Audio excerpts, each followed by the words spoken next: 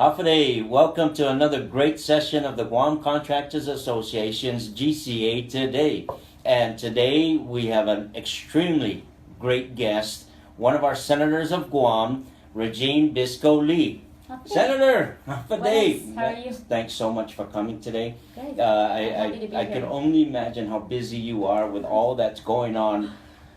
I do have to mention, I've watched some of the sessions that you guys go through. I've heard, listened, and God bless each of you, all of you, because the cries for help, the emotional aspect of things. I mean, these are your people of Guam coming to you for help, because you are in a seat that we put you there and trust our future, really, and not just for us, but our youth, because literally they are our future. But today, I mean, this is specifically about the Guam Contractors Association, and let's see what we can do or discuss what you'd like to bring up and how the GCA that you know of does for the people of Guam. Right. Well, I just want to thank you so much for the opportunity and for having me today. You're right, it's a very challenging job, but I'm also extremely honored to be able to have the confidence of the people and to be able to do the people's work on a day-to-day basis. Part of that, and one of the things that I wanted to discuss is kind of an update to the H-2B labor issue. Great.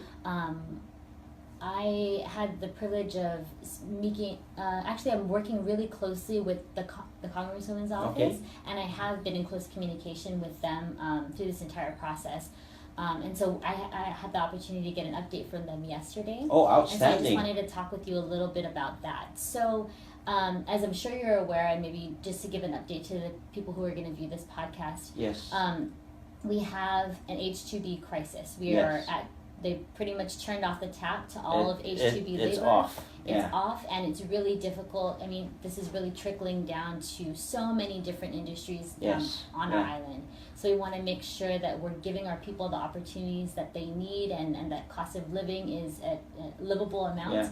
And so that's why H-2B is so important. The Congresswoman has been doing a really good job, and I think her staff is really dedicated also to moving this issue forward and letting people know about how difficult our labor and how fragile our labor situation here is on Guam, especially with the impending military buildup and other things that are kind of in the pipeline. So in the past, I know that she has worked on the National Defense Authorization Act and putting in provisions there that would help Guam with regard to our labor issues. And she's done that again. The difference is this time is she's put in some kind of a lifting of the cap or increasing of the cap on the House side. So the House provision offers a little bit more flexibility both in the fence and outside the fence for both construction related jobs as well as healthcare. So we're struggling with both of those industries, and so that gives us a lot of flexibility. But again, the difference this time around is we have the support of the Department of Defense. Oh, awesome! So they've come in a really big way to try to support the Congresswoman's efforts. As you know, she's made provisions on the House side. The Senate side is a little bit more restrictive, but they go in the next few weeks and they'll go in conference and they'll talk about the differences between the two bills and what they're able to compromise on in the final going forward. And so one of the opportunities for my office and for the Guam legislature is to just come out and say, yes, we fully support the Congresswoman's efforts. The Department of Defense is also behind this, and for both inside and outside the fence, and we want to make sure that we're giving the most opportunity for the people of Guam and really trying to help everybody else out. You know, Senator, this H2 issue, I mean, the tap is closed, as we know. Right, and so, we're really, really hopeful. Again, there's major changes afoot with the congressional approach. And so I wanted to talk a little bit about that. So as in terms of timeline, I think that, they're slated to move in the next few weeks on the NDAA. And if all things work in our favor, we should see some relief in the next few months. So I'm really hopeful that we'll pray for that. But the great thing is, and the thing that I want to applaud GCA on, is the fact that they've really taken a three-pronged, very strategic approach to this. So we have the lawsuit that's ongoing, we have congressional efforts, and I know that GCA has been an advocate on this issue on the Hill, and so we really need, we really rely on a lot of people and a lot of people from Guam to go to Washington and tell our story. And so representatives from GCA who have done that in the past has been so great, and so we're really appreciative of that aspect. And then there's also the local aspect, and GCA really working towards promoting local efforts for workforce development.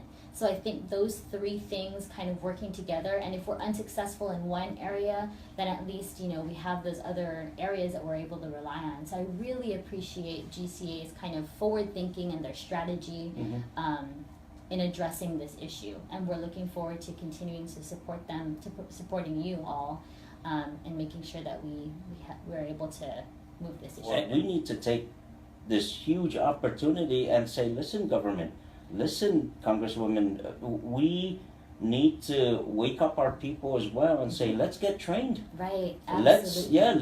Let's get our local workforce here more in that professional scheme of things, and take this as an opportunity as well. So in hopes we balance things out. Right. But at the same time, when the a state of crisis or an emergency and we require 1,000+ skilled workers, do we have it? Today, yeah. The answer really is no. Important. I agree with you, and I think that, you know, in taking both short-term and long-term approaches to solving this issue, we're really going to have a better outlook and a brighter outlook for Guam's future. And I agree with you. I think that as parents, as teachers, as mentors, we need to encourage, you know, certain students to continue their dreams and go to college, but we can also encourage people to think about other careers and other opportunities in carpentry and mason work. And those things, and what a great opportunity those are, and how necessary, how needed it is in our community.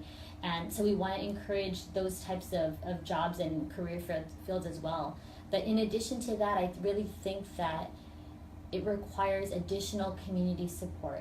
So additional community support for organizations like GCC and YOGI, the Department of Labor, and also GCA. The Trades Academy, absolutely. And so we want to encourage the local community, and for those who might be viewing this discussion that we're having today, is to kind of reach out to those organizations and continue to support them in the current programs that we have existing.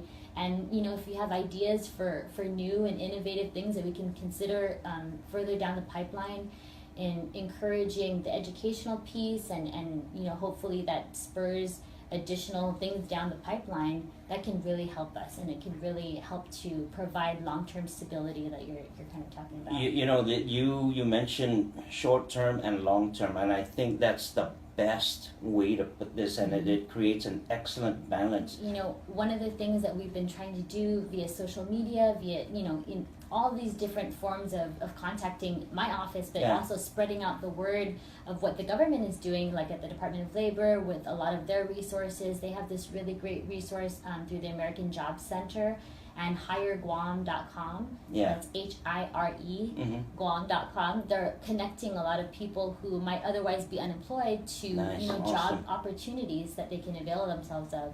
And I think the more that we have these kinds of conversations, the more that we're able to collaborate, the better off our people are going to be. You know, and with that, these types of conversations, really, Senator, thanks so much for coming in. Oh gosh, I really appreciate it. And if we can together, look at this camera and just give a thanks up. Later, Guam. All right, adios. This is Masi.